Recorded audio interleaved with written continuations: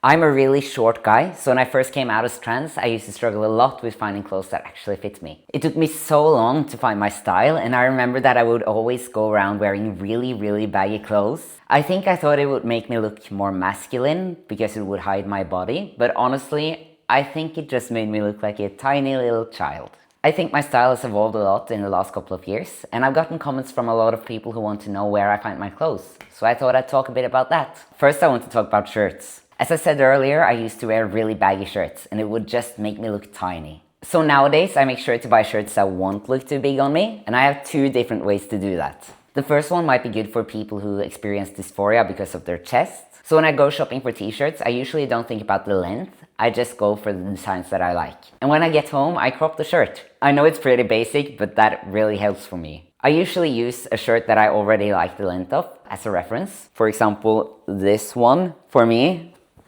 And then I kind of just layer that shirt on top and cut after it. And I'll usually start by cutting a bit less than I think I have to, just in case, because it sucks cutting up too much and then not being able to use the shirt. Believe me, I know from experience. Sometimes I also cut a bit from the sleeves, but honestly, just if it looks out of proportion. This is honestly what I've done with most of the t-shirts that I use regularly. I usually just crop t-shirts, but I also crop this shirt. But here I was a bit more meticulous and added the seam at the bottom.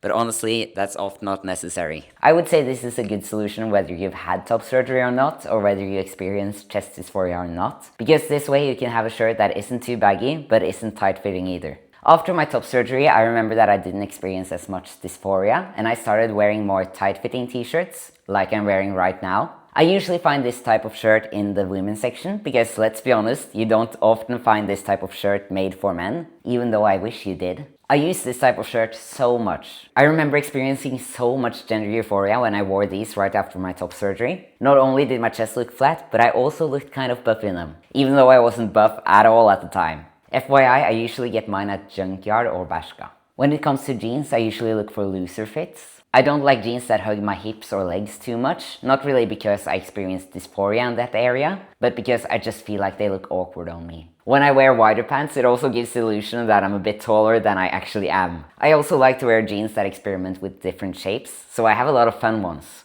I get most of my jeans from Bershka, but some of my favorites are also from Junkyard and COS. I've also gotten in the habit of using shoes with kind of chunkier soles. I've been wearing these ones a lot lately. It's because I like how they look, but they've also added about 5 centimeters to my height. I've also been experimenting more with accessories. Because of that, I've been wearing more rings, neckerchiefs, and necklaces. I hope this was a bit helpful for some of you. But honestly, what I think is most important is to just dare to experiment a bit with your fashion sense. I know that my fashion sense has changed a lot over the years. When I first came out, I don't think I would wear any of the things that I wear today. At that time, I was so obsessed with looking as hyper-masculine as possible, so I never dared to do anything else, even though I wanted to. But after starting to dress more how I wanted to, I started to feel so much more confident and so much more like myself. And I guess that's it for now. I tried to include some information about where the different clothes are from, but let me know if I missed anything. I also want to make more videos here on YouTube in the future, but I don't always have a lot of ideas on what I should talk about.